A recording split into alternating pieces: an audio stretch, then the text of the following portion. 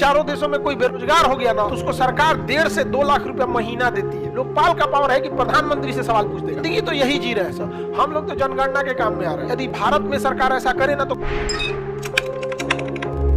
देखो आप अगर इन देशों को देखेंगे ना तो ये काफी डेवलप है, सब जनसंख्या कम है, बहुत पढ़े लिखे लोग हैं यहाँ, इन लोग का बातें अलग है, अलग डिजाइन के लोग हैं। यहाँ इस बात की होड़ लगी रहती है ना, सोचिए इंसानियत देखिएगा, यहाँ अगर इन चारों देशों में कोई बेरोजगार हो गया ना तो उसको सरकार 1.5 से 2 लाख रुपया महीना देती है कि तुम बेरोजगार हो गए हो।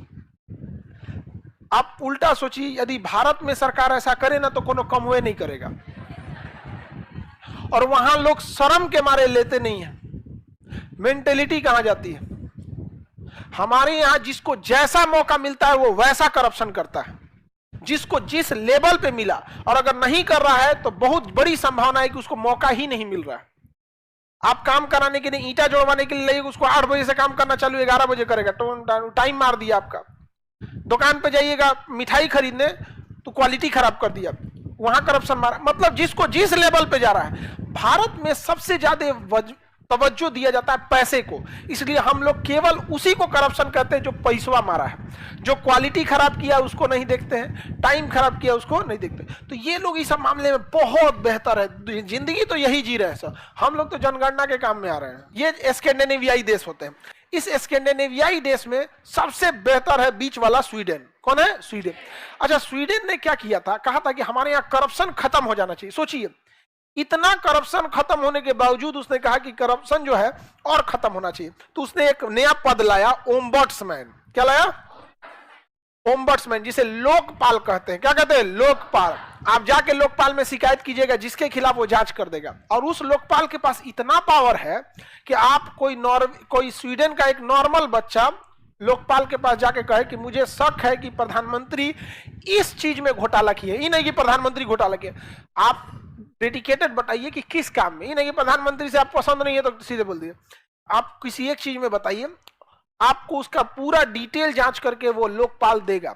लोकपाल का पावर है कि प्रधानमंत्री से सवाल पूछ देगा, और ऑन मीडिया सामने पूछता है, जो भी पूछताछ होगी। यहाँ पर समझ में आ गया कि नहीं आ गया? यहाँ जब मंत्री बैठते हैं ना तो मंत्री के साथ साथ उसी डिपार्टमेंट में, उसी ऑफिस में एक ठो विपक्ष का व्यक्ति बैठता है, जिसे हम लोग शैडो कैबिनेट कहते हैं। समझ में आ गया कि नहीं आ गया? तो एगो मंत्री बैठेंगे, एगो बगलिया में कौन बैठेगा? Shadow cabinet. सोचिए कितना लेवल तक में है। हमारे यहाँ सरकार में बैठेगा तो उसको कोई गलती नहीं दिखेगा, अब विपक्ष में बैठेगा तो उसको खाली बुराई दिखेगा। दोनों को खराबी है, आप किसी एक को नहीं कह सकते। तो विपक्ष केवल बुराई निकालते, इसलिए अगर कुछ भी कहिएगा तो लोग कहता है अरे विरोध कर रहा है यहाँ पे। तो अन्ना हजारे में भारत में बैठ गया था कि भारत में भी क्या होना चाहिए? लोकपाल। क्या होना चाहिए? लोकपाल। तो मनमोहन सिंह सीधा साधा आदमी, तब तक मनमोहन सिंह की सरकार चल गई, तनी आप बैठे अन्ना हजारे, बैठे ना तनी अन्ना हजारे। दिल्ली पुलिस मारेगी, टैटू बना देगी पूरा दही पे चारों ओर से, बैठ जाए। अभी बहुत स्ट्रिक्ट है। किसान लोग सोच रहे थे एंट्री करने के लिए, आ गए, रोक दिया कि नहीं वहीं पे। तो किसानों बड़ी ढीठ है सर, कहते यहीं बैठ। तो अभी जितना ट्रेन आ रही है ना पंजाब से, सबको डाइवर्ट करके ला रहा है। समझना है? उनका डिमांड है कि हमको गेहूं पे 4 रुपया एक्स्ट्रा मिलना चाहिए। कितना?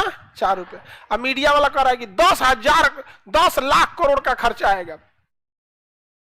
उनका डिमांड है कि जो उनकी गेहूं 18-19 रुपये खरीदी जा रही है, उसको वो 23 से 24 रुपया खरीदे। समझा? या 4 से 5 रुपये बढ़ाने की क्या है उनकी डिमांड है गेहूं पे। विश्व गुरु, ये समझ में आ गया? खैर ये तो अलग ही दुनिया में जी रहे हैं सब। यहाँ पे इन लोगों के पास 200 एकड़ 300 एकड़ से, जिसके पास जमीन है ना वो गरीब में गिनाता है यहाँ। हाँ, 200-300 एकड़ जमीन, हर आदमी का अपना स्टेडियम सब है, फर्स्ट क्लास। इतना बड़ा हॉल में तू सब घोड़ा पालता है जितना में क्लास है।